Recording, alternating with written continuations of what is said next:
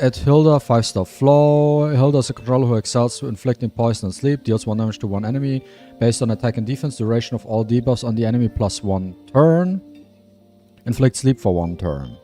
Deals damage to all enemies based on Hilda's attack and defense. Speed down and 2 poison stack for 2 turns. After Sunshine further inflicts sleep for 1 turn. Extends poison plus 1 turn. Ability free, Dream Interrupted, gains deep sleep for 2 turns, deals damage to all enemies based on Hilda's attack and defense, inflicts defense down and 2 poisonous effects for 2 turns. If an enemy defense is below Hilda's, she inflicts plus 2 stacks of poison on the enemy of 2 turns. Passive Hilda's base defense scale with her accuracy. Hilda won't miss when inflicting debuffs on targets whose accuracy is not above hers. Hilda won't miss when inflicting debuffs on targets whose accuracy is not above her. Deep Sleep. Inflict sleep for 1 turn and poison for 2 turns at the start of an enemy's turn. At the start of an... Wait, Deep Sleep. Gains Deep Sleep for 2 turns. Inflicts sleep for 1 turn and poison for 2 turns at the start of any enemy's turn. The only thing I can see interesting, by the way, because she has like a lot of sleep mechanic, right? That's the only thing I would say. Maybe there's some interesting interaction between Hypnos and Elaine. Because Elaine does damage and does not wake up enemies. So that Hypnos and Elaine together could be an interesting mechanic. But it's more like for funsies, not like it does something. But she's basically, they made her for Andress. Rezo 2. A new effect is added to Dream Interrupted. Upon successfully inflicting poison on any enemy with Dream Interrupted, inflicts another poison effect for 1 turn. Whatever. A new effect is added to Dream Interrupted. Oh, the skill's name is Dream Interrupted. Okay, now I understand. Gains Deep Sleep for 1 turn at the start of combat. While Hilda is under the effect of Deep Sleep, the enemy won't... the enemy's sleep won't be removed by damage.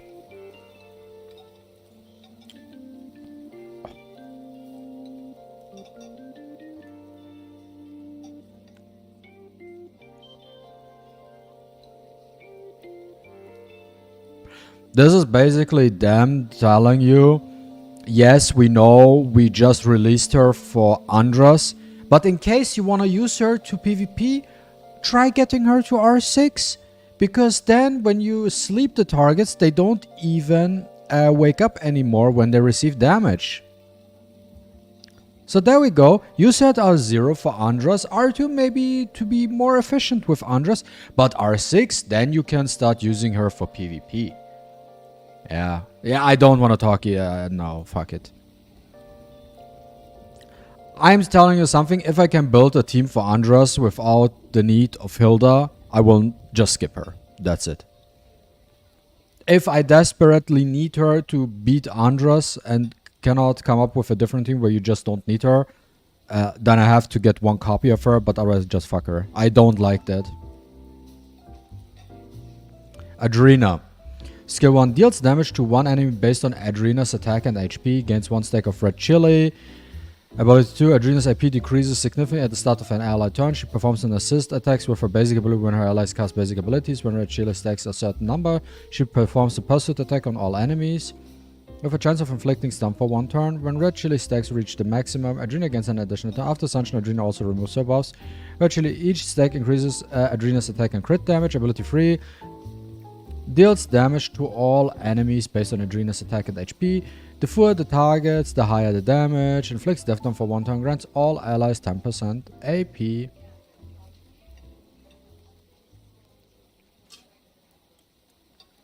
She's like a Zudu AP pusher. But let's be honest.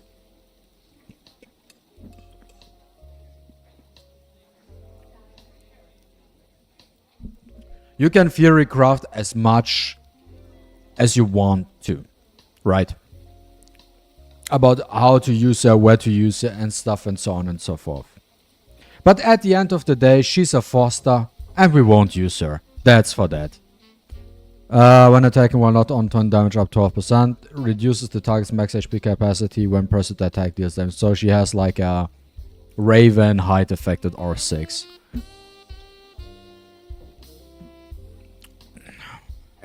We won't use her anyways. It doesn't change the... I mean, why do we want to even talk about it? Added Andros to the Ritual Miracle. Each flow of Andros will be unlocked. Yeah. Then there's the whole skill thingy. What he does. I don't even want to read his whole kit, what he does and what not, because at the end of the day, when we get him, we will discuss it further. So why should we even bother reading it, right? Then we get the new sets. We know what those do. Then they add the obvious stuff for that. DISLYTE Lands. Shadow Glow is now available. Shadow Glow has unlimited HP. Oh yeah, we already read that one with damage mitigation. So just bring Windpin and Tavor. That's good enough. Yeah, basically. I mean, there's nothing new. Added manage formation, copy formation. Yeah, so that's the most important thing for me. Instance formation for Point War. Thank God that's about it. I don't need to know anything about I know what it does. No need to look at it. Like, no need to look any further than that. That's the best thing. I think this year is probably the best thing that happened with the patch. This year, added managed formation. That's the best thing. Then we get the event, which is basically the same shit as always. So no warm-up match unlocks throughout the event. Blah blah blah. Your starting tier those will engage. Blah blah blah. It will last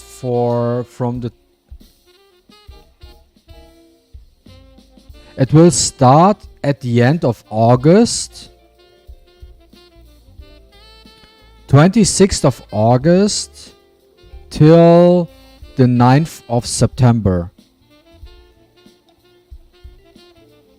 So they increased the duration of warm-up match from 1 week to 2 weeks.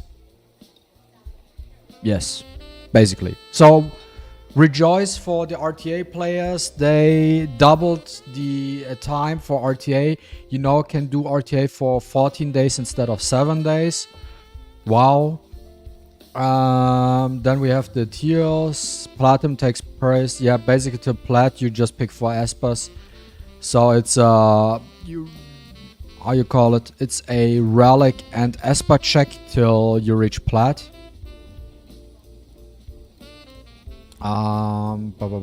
Is there anything based on the tier? You can acquire specific supply coins.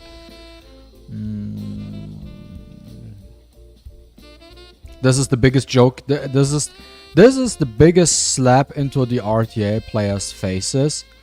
Fucking Black Twin skin in RTA. Biggest slap in the face, really. Like, why? They're putting this skin in because, oh, everybody has a Black Twin. And that's why we're putting a Black Twin skin in. Because if we make maybe a skin for Hyde, not everybody has Hyde. And then the people will complain, oh, why did you put a skin of Hyde in there? Because I don't have a Hyde. And now I don't feel the need of doing that. Because even if I get the skin, which I probably won't get the skin because I suck at the game anyways. But now I can complain about a skin because I don't have the right Esper, and that is now my reason to not push into Master. Not because I suck at the game, but because it's a skin which I don't even have the Esper for it. Bronze players won't lose tier points upon failure. We're grouped into 2 based on the service for matchmaking. Honor Infinite Miracle, Cube Ritual, it does make sense. Golden City Challenge.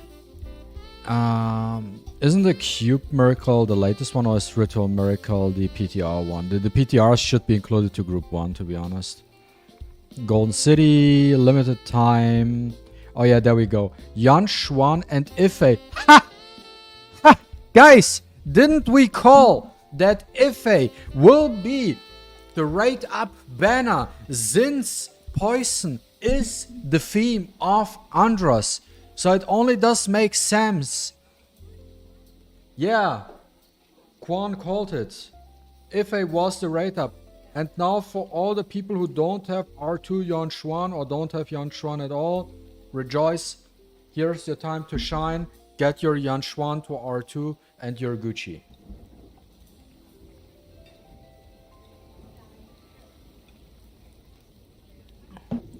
And I see another thing, so the leaks were right.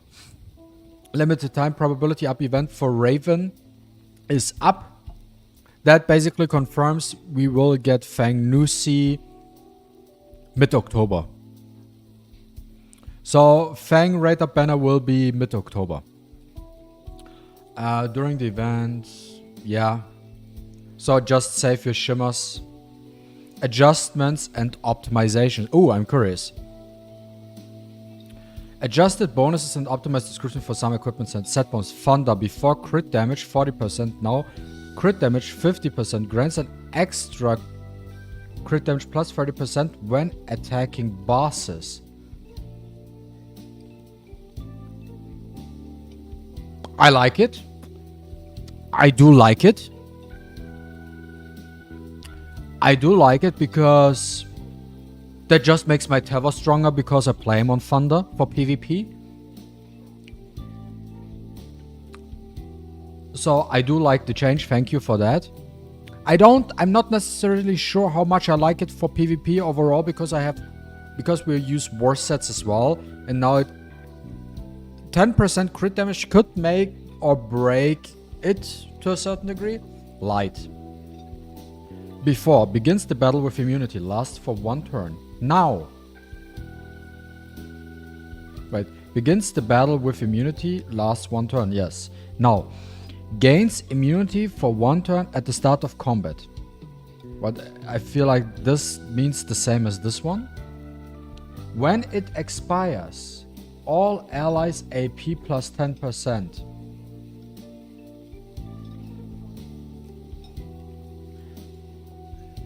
AP boost only triggers once there are multiple wearers.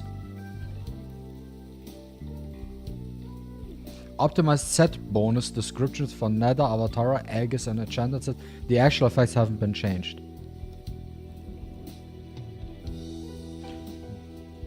When it expires, all allies AP plus 10%.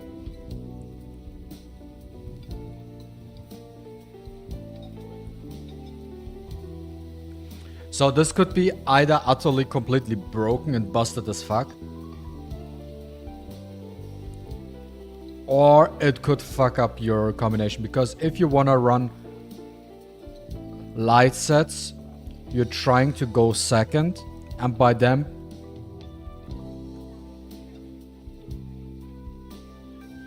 wait, when it expires though, that means you get an A, like, people are getting punished for stripping. Ooh, that's big. That's actually very big. Because imagine you have your fastest unit, okay? Imagine you have your fastest unit with a light set. You get a Zudu 10% AP increase. For literally doing nothing. Just because you have quad sets on your light. Because you have quads on your light relics, right? You're just getting a free AP plus 10%. That's huge. I feel like that's huge, guys. I do think that's huge. And it also is very good on Brewster. Because Brewster is doing his stuff at the end, right? And once he gets his turn, he pushes all the people at the back to the front. So this is actually huge. This is actually... I don't know how much I like the change to the light set, because that to me feels like I might now have to farm light relics, which I don't want to. The Thunder is also good. This is actually good for PvE. For PvE, this is actually very strong. Extra 30% crit damage when attacking bosses. Like, before you got 40% crit damage, but now you get 80% crit damage in PvE. 80%. This is crazy to me.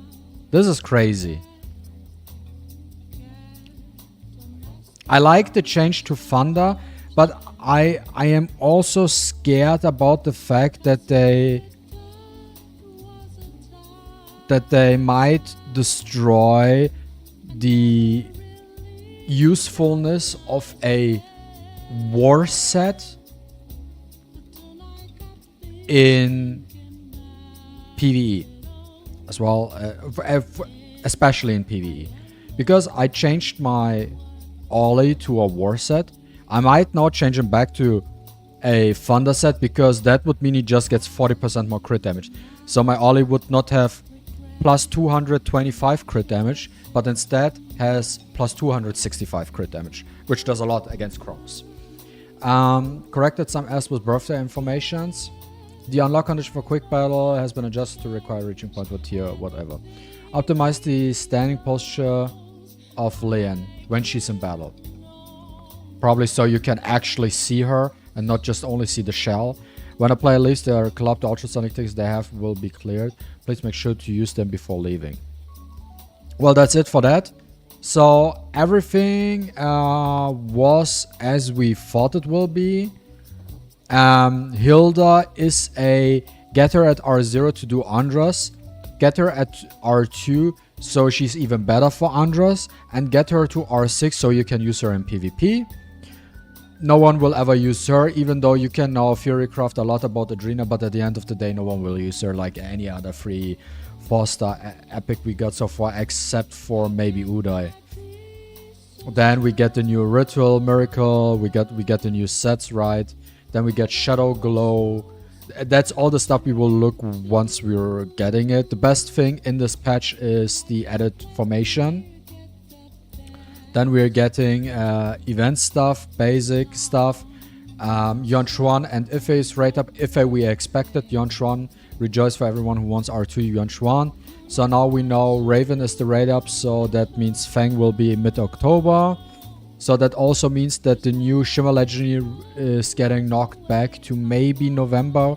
We don't know. Then this is actually a big surprise, the relic adjustment. This is actually a big surprise to me. Like, Thunder is now the go-to damage set for PvE. That also means Calamity is now completely and utterly useless. 15% damage up with a debuff. It can go up to like 30%. But why would you do that when you can get like 80% crit damage by using a Thunder set, right? And immunity now when it expires. And expires, it says expires. It can expire two ways. It expires either by getting stripped, or it expires by getting a turn. 10% AP, that's also huge. Like Thunder and Light buff, huge, very huge. Like Thunder, like I feel like this could be a discussion if this was even needed in the first place. The Light buff could potentially be too strong. This could be potentially be too strong, but we will see. The Thunder buff, this one is, I feel like, okay, 50, but granting an extra crit damage plus 30% against attacking bosses, that's like now all your war espers you have ruined up till now, right? Now you want to ruin all your DPS units on the Thunder set, because now Thunder is 100% better than War. And that's it for this quick patch note review. Thanks for watching, guys. See you next time.